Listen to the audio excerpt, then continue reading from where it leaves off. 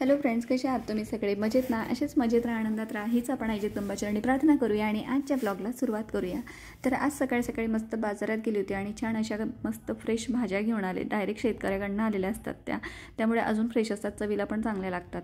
आणि खूप दिवसांपासून मुळे पण मला आणायचे होते. मुळे आता बाजारात यायला लागलेले आहेत, तर कधीतरी जेवणासोबत छान वाटतात.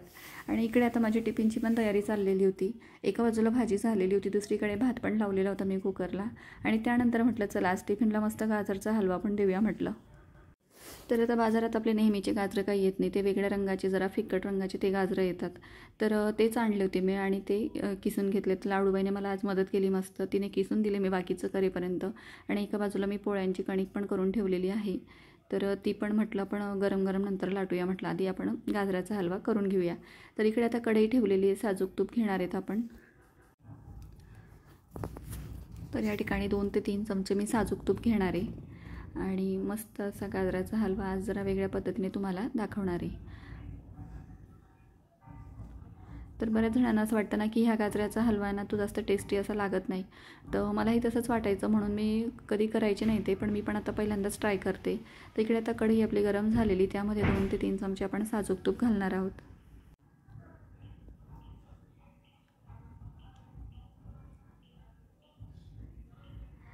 आता तेल चांगलं गरम झालेलं आहे, त्यामध्ये आपल्या आवडीचे ड्रायफ्रूट्स आपल्याला घालायचे आहेत. काजू बदामाचे काप, तसंच किशमिश वगैरे सगळं घालून द्यायचं. त्यामध्ये छान असं फ्राय झालं की त्यानंतर किसलेला जो गाजराचा किस आहे तो आपल्याला त्यामध्ये घालून द्यायचा आहे. तर आता सगळा गाजराचा किस घातला आहे, त्यामध्ये आपल्याला आता मिल्क पावडर घालायचं आहे. तर अर्धी वाटी या ठिकाणी मिल्क पावडर घेतलेला आहे मी. त्यानंतर साखर अर्धी वाटी घालायची आहे, कारण मिल्क पावडर पण गोड असतं, त्यामुळे मग साखर आपण थोडी कमीच घातलेली. त्यानंतर आपण इकडे दूध घालून देणार आहोत 1 कपभर. खूप जास्त घालायचं नाही आहे, कपभर दूध भरपूर होतं त्याला. तर त्यानंतर आपण इकडे खवा पण घालायचा आहे थोडासा, म्हणजे अजून छान टेस्ट येऊन जातो. तर मी सगळं एकत्रच घालून देतो, म्हणजे एकदा व्यवस्थित झाकून ठेवलं की छान असा वाफून निघतो. खूप आपल्याला वाफवायचं नाही आहे त्याला. खूप छान आणि मस्त टेस्टी असा हलवा आपला रेडी झालेला आहे. तर इकडे आता चपात्या करायला घेतल्या. तर लाडूबाईचा आज मूड होता आणि ती म्हटली की मी 1-2 चपात्या करून बघते.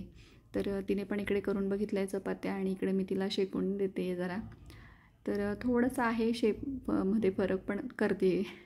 तर हळूहळू होईल म्हटलं सवय तुला पण.